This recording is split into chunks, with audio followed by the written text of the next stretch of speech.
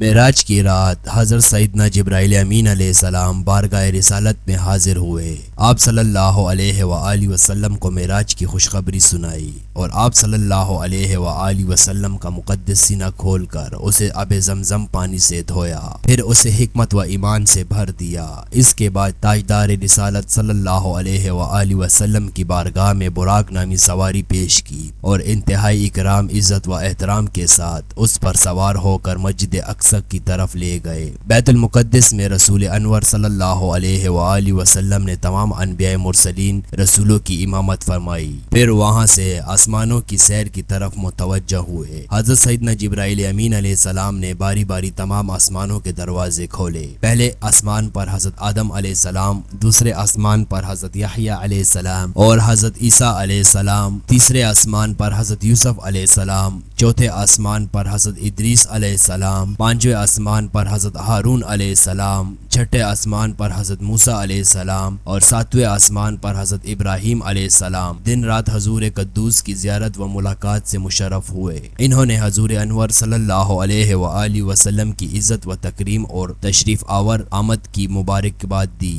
حتیٰ کہ نبی اکرم صلی اللہ علیہ وآلہ وسلم ایک آسمان سے دوسرے آسمان کی طرف سیر فرماتے اور وہاں کے عجیبیات دیکھتے۔ تمام مقربین خاص فرشتوں کی آخری منزل سدرۃ المنتہا تک پہنچے۔ اس جگہ سے آگے بڑھنے کی چونکہ کسی مقرب فرشتے کی بھی مجال نہیں ہے، اس لیے حضرت سیدنا جبرائیل امین علیہ السلام نے آگے جانے سے معذرت کر کے وہیں رک گئے۔ پھر مقام کرب خاص میں حضور پر نور صلی اللہ علیہ وآلہ وسلم نے ترکیان فرمائے اور اس کرب اعلیٰ میں پہنچے کہ جس کے تصور تک مخلوق لوگوں کے افکار و خیالات یعنی سوچ بھی پرواز یعنی وہاں تک پہنچنے سے عاجز ہیں۔ وہاں رسول اکرم صلی اللہ علیہ وآلہ وسلم پر خاص رحمت و کرم ہوا اور آپ صلی اللہ علیہ وآلہ وسلم انعامات الہی اور مخصوص نعمتوں سے سرفراز فرمائے گئے۔ زمین و آسمان کی بادشاہت اور ان سے افضل و برتر علوم پائے۔ امت کے لیے نمازیں فرض ہوئیں۔ نبی کریم صلی اللہ علیہ وآلہ وسلم نے بعض گناہگاروں کی شفاعت فرمائی،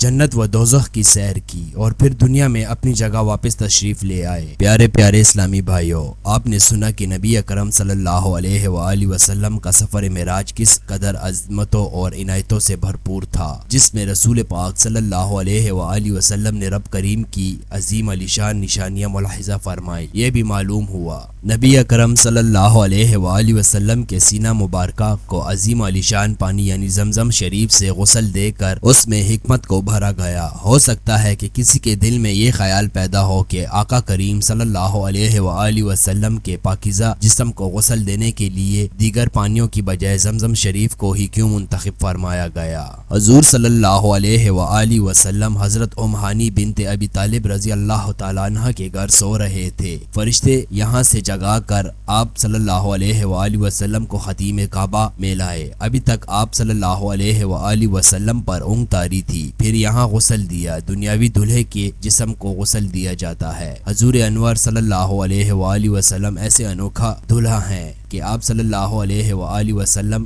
کے دل کو بھی غسل دیا گیا۔ آب زمزم کا پانی دوسرے پانیوں سے افضل ہے۔ حضرت سیدنا اسماعیل علیہ السلام کے قدم سے جاری ہوا ہے، اس لیے یہ پانی اس غسل کے لیے منتخب ہوا۔ ایمان و حکمت ہنڈیل یعنی ڈال کر حضور صلی اللہ علیہ وآلہ وسلم کا سینہ بھر دیا، پھر اسے سی دیا۔ حضور صلی اللہ علیہ وآلہ وسلم کے قلب شریف میں ایمان و حکمت پہلے سے ہی موجود تھا، یہ بھی ایمان و حکمت کی زیادتی فرمانے کے لیے ہوا۔ ہر عیب سے پاک نبی صلی اللہ علیہ وآلہ وسلم کا سینہ پاک پہلے ہی نورانی تھا، اب نور اعلیٰ نور ہو گیا۔ حضور صلی اللہ علیہ وآلہ وسلم کا مقدس سینہ 4 مرتبہ کھولا گیا۔ پہلی مرتبہ جب آپ صلی اللہ علیہ وآلہ وسلم سیدتنا حلیمہ رضی اللہ عنہا کے گھر پر تشریف فرمائے تھے۔ اس کی حکمت یہ تھی کہ حضور صلی اللہ علیہ وآلہ وسلم ان وسوسوں اور خیالات سے محفوظ رہے جن میں بچے مبتلا ہو کر کھیل کود اور شرارتوں کی طرف مائل ہو جاتے ہیں۔ دوسری بار 10 سال کی عمر میں ہوا تاکہ آپ صلی اللہ علیہ وآلہ وسلم جوانی کی خواہشات کے خطرات سے بے خوف ہو جائے۔ تیسری بار غار حرا میں سینہ مبارک کو کھولا گیا اور آپ صلی اللہ علیہ وآلہ وسلم کے مبارک دل میں نور اور چین و اطمینان بھر دیا گیا۔ تاکہ آپ صلی اللہ علیہ وآلہ وسلم وحی الہی کے عظیم بوجھ کو برداشت کر سکے۔ چوتھی مرتبہ معراج کی رات آپ صلی اللہ علیہ وآلہ وسلم کا مبارک سینہ کھول کر نور و حکمت کے خزانوں سے بھر دیا گیا تاکہ آپ صلی اللہ علیہ وآلہ وسلم کے مبارک دل میں اتنی کشیدگی اور صلاحیت پیدا ہو جائے کہ آپ صلی اللہ علیہ وآلہ وسلم دیدار الہی کی تجلیہ اور کلام الہی کی عظمتیں برداشت کر سکے۔ معراج کی رات نبی پاک صلی اللہ علیہ وآلہ وسلم نے مختلف سواریوں پر سفر فرمایا اور لائے مقام تک جا پہنچے، جیسا کہ رسول اکرم صلی اللہ علیہ وآلہ وسلم خود ارشاد فرماتے ہیں، معراج کی رات میرے پاس ایک سفید رنگ کا جانور لایا گیا جو خچر سے چھوٹا اور گدھے سے بڑا تھا، جسے براق کہا جاتا ہے۔ وہ اپنی انتہائی نظر پر اپنا ایک قدم رکھتا اور میں اس پر سوار ہو گیا، اور ایک حدیث میں ہے چونکہ اس کی رفتار بجلی کی طرح تیز ہے، وہ چمکدار سفید رنگ کا ہے، اس لیے براق کہتے ہیں۔ اس پر حضور صلی اللہ علیہ وآلہ وسلم معراج میں بھی سوار ہوئے اور قیامت میں بھی سوار ہوں گے۔ خیال رہے کہ ہر نبی کا جنت میں ایک براق ہوگا سواری کے لیے، مگر حضور صلی اللہ علیہ وآلہ وسلم کا براق سب سے اعلیٰ ہوگا اور وہ یہی براق ہے۔ حضور صلی اللہ علیہ وآلہ وسلم نے فرمایا، میں خود سوار نہ ہوا بلکہ سوار کیا گیا۔ جبرائیل امین علیہ السلام نے حضور صلی اللہ علیہ وآلہ وسلم کو سوار کیا، رکاب جناب جبرائیل علیہ السلام نے تھامی اور لگام میکائیل علیہ السلام نے پکڑی۔ اس شان سے دلہے کی سواری چل۔ خیال رہے کہ حضور صلی اللہ علیہ وآلہ وسلم کا براق پر سوار ہونا اظہار شان کے لیے تھا۔ امام علیہ رحمت اللہ علیہ فرماتے ہیں کہ معراج کی رات حضور انور صلی اللہ علیہ وآلہ وسلم کی سواریاں 5 طرح کی تھی۔ مکہ سے بیت المقدس تک براق پر، بیت المقدس سے آسمان دنیا تک نور کی سیڑھیوں پر، پہلے آسمان سے 7ویں آسمان تک فرشتوں کے بازو پر، 7ویں آسمان سے سدرۃ المنتہا تک جبرائیل امین علیہ السلام کے بازو، اور سدرۃ المنتہا سے مقام قاب قوسین تک رفار پر۔ ایک روایت میں ہے کہ بیت المقدس سے مقام قوسین تک پہنچنے میں نبی اکرم صلی اللہ علیہ وآلہ وسلم نے 10 منزلیں طے فرمائی۔ پہلے آسمان، دوسرا آسمان، تیسرا آسمان، چوتھا آسمان، 5واں آسمان، چھٹا آسمان، 7واں آسمان، سدرۃ المنتہا، مقام مستوی جہاں پر مہربان آقا صلی اللہ علیہ وآلہ وسلم نے کلم قدرت کے چلنے کی آوازیں سنی، اور 10واں عرش عظیم۔ پیارے پیارے اسلامی بھائیوں، رسول پاک صلی اللہ علیہ وآلہ وسلم نے جہاں اللہ تعالیٰ کی دیگر کہیں بڑی بڑی نشانیوں کو دیکھا، وہیں اس مبارک سفر کی ایک خاص بات یہ بھی تھی کہ نبی اکرم صلی اللہ علیہ وآلہ وسلم نے رب الکریم کی ایک عظیم الشان نشانی یعنی جنت اور وہاں موجود نعمتوں کو بھی اپنی مبارک آنکھوں سے ملاحظہ فرمایا۔ آئے سنتے ہیں کہ نبی کریم صلی اللہ علیہ وآلہ وسلم نے وہاں کیا ملاحظہ فرمایا۔ حضرت سیدنا علی رضی اللہ تعالی عنہ سے روایت ہے، ایک بار امیر المؤمنین حضرت سیدنا عمر فاروق اعظم رضی اللہ تعالی عنہ نے بارگاہ رسالت میں عرض کی، یا رسول اللہ، مجھے یہ بھی بتائیں کہ معراج کی رات آپ نے جنت میں کیا کیا دیکھا؟